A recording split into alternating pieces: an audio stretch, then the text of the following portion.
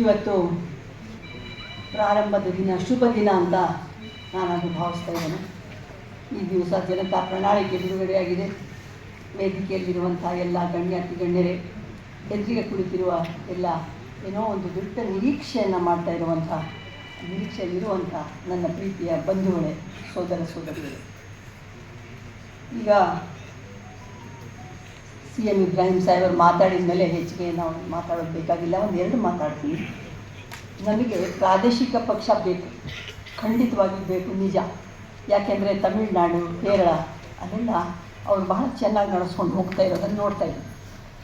ನಾವು ಎಷ್ಟು ದಿನ ಅಂತ ನಾವು ಇನ್ನೊಬ್ಬರ ಆಶ್ರಯದಲ್ಲಿ ಡೆಲ್ಲಿಯ ಕಡೆ ಮುಖ ಮಾಡಿಕೊಂಡೆ ರಾಷ್ಟ್ರೀಯ ಪಕ್ಷಗಳ ಜೊತೆ ಕೆಲಸ ಮಾಡೋದು? ಯಾಕೆ ನಮ್ಮದೇ ಆದಂಥ ಮನೆಯನ್ನು, ನಾವು ಕರ್ನಾಟಕದ ಮನೆಯನ್ನು ಯಾಕೆ ಕಟ್ಟಬಾರ್ದು ಅನ್ನುವಂಥ ಛಲದಿಂದ ಇವತ್ತು ನಮ್ಮ ಎಲ್ಲ ರೈತ ಮುಖಂಡರು, ಕೋಡಿಹಳ್ಳಿ ಚಂದ್ರಶೇಖರ್ ಒಬ್ಬರ ಹೆಸರು ಹೇಳೋದಲ್ಲ, ನಾನು ಒಂದು ಟೀಮ್, ಭಾಳ ಚೆನ್ನಾಗಿ ಟೀಮು ಇವತ್ತು ಏನು ಈ ಪುಸ್ತಕವನ್ನು ರೆಡಿ ಮಾಡಿದ್ದಾರೆ, ಗೋಪಿನಾಥ್ ಅವರು ಸೇರಿದಂತೆ. ನನಗೆ ಭಾಳ ಖುಷಿಯಾಯಿತು ಇದನ್ನು ನೋಡಿದಾಗ. ನೀವು ಓದಬೇಕು.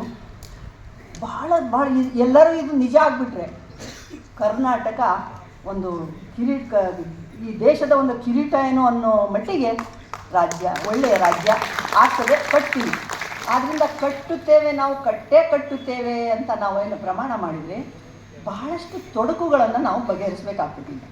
ನೋಡಿ, ವೃತ್ತಿ ರಾಜಕಾರಣ ಬೇಡ, ಭಯ ಹತಾಶೆಗಳನ್ನು ನಾವು ಒದ್ದೋಡಿಸೋಣ, ಈ ಥರದ ಪೂರ್ಣ ಶಿಕ್ಷಣವನ್ನು ಸಾಧಿಸೋಣ. ಇವೆಲ್ಲ ಎಲ್ಲರ ಮಾತು ಹೌದು.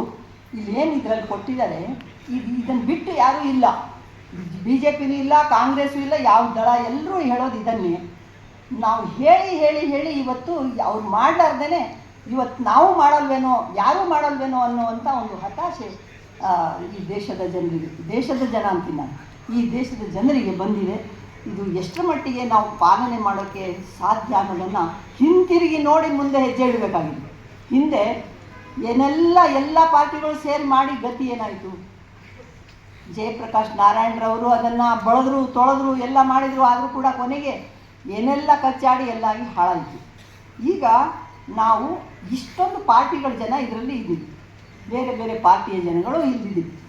ಅವರೆಲ್ಲ ತಮ್ಮ ಪಾರ್ಟಿಯನ್ನು ಮರೆತು ಇದರಲ್ಲಿ ಒಂದಾಗಿ ಒಂದೇ ಏಕ ಮನಸ್ಸಿನಿಂದ ಒಂದೇ ರೀತಿಯ ಚಿಹ್ನೆ ಮೇಲೆ ಈ ಪಾರ್ಟಿಯನ್ನು ಕಟ್ಟಿದರೆ ಇದಿರುತ್ತೆ. ಅಲ್ಲದೆ ಇದ್ದರೆ ನನ್ನ ಪಾರ್ಟಿ ನನಗೆ ಕೊಡಿ, ನನಗೆ ಟಿಕೆಟ್ ಕೊಡಿ ಅಂದರೆ ಬರೀ ಗೆಲ್ಲೋದಕ್ಕಾಗಬಹುದು.